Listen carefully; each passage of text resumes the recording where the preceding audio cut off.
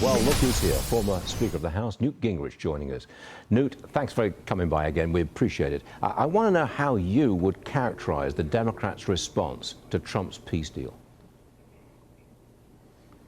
Well, look, it's all over the board. Some of them hate Trump so much they can't give him any credit. Some of them, particularly in the Biden administration, want to somehow claim some of the credit.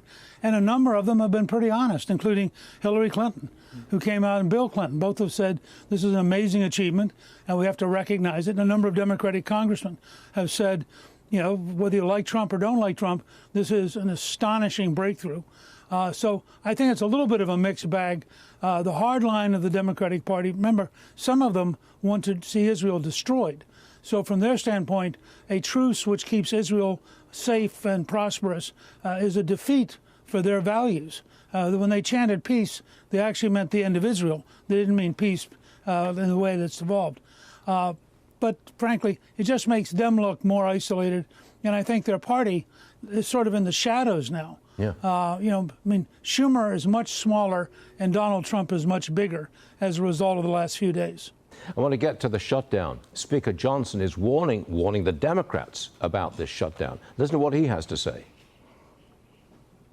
Democrats today have no leader, no vision, no direction. He's gambling with people's lives and livelihoods to appease the far-left Marxist base of his party so that he can keep his job. And make no mistake, this is bigger than Chuck Schumer. We're barreling toward one of the longest shutdowns in American history unless Democrats drop their partisan demands and pass a clean, no-strings-attached budget to reopen the government and pay our federal workers. Senator Schumer has said the longer it goes on, the better it is for his party, the Democrats.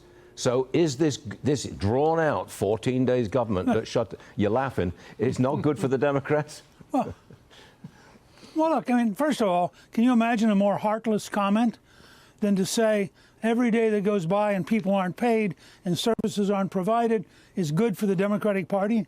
I mean, I think that's, frankly, one of the most chillingly inhumane and, frankly, dumb comments I've heard. The shutdown is not a good thing. It's not a necessary thing. The House of Representatives, under Speaker Johnson, passed a clean continuing resolution, had no Republican changes, no particular poison pills, just a pure clean, let's keep the government open while we negotiate.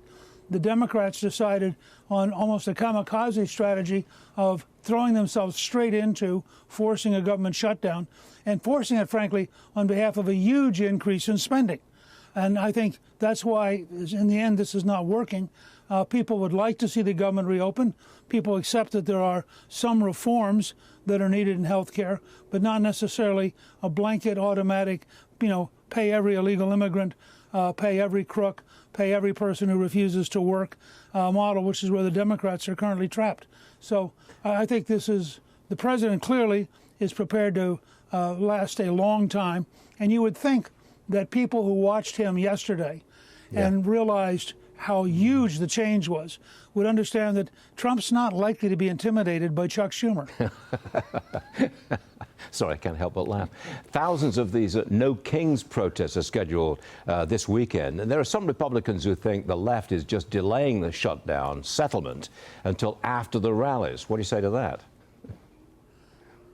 Well, I have no idea. I think look, I think that the left is in such disarray and is so split between the ones who would fight Trump on any grounds and the ones who would like to sort of get out of the way, that they're not capable of moving.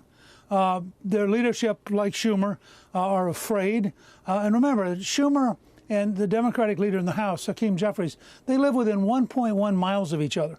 They're about a $15 Uber ride apart. Now, this is a gigantic country. And to have your party's top two leaders live within a few blocks of each other tells you, and then, by the way, they live in a city which is about to elect a big government socialist with weird values.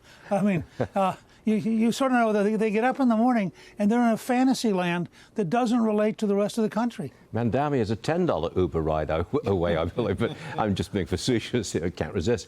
Listen, under their new leader, it'll be a free ride because, after all, the taxpayers would want to give them a free Uber ride. Can't wait till those buses are free. At least the drug addicts will have somewhere to go in the winter. But I digress.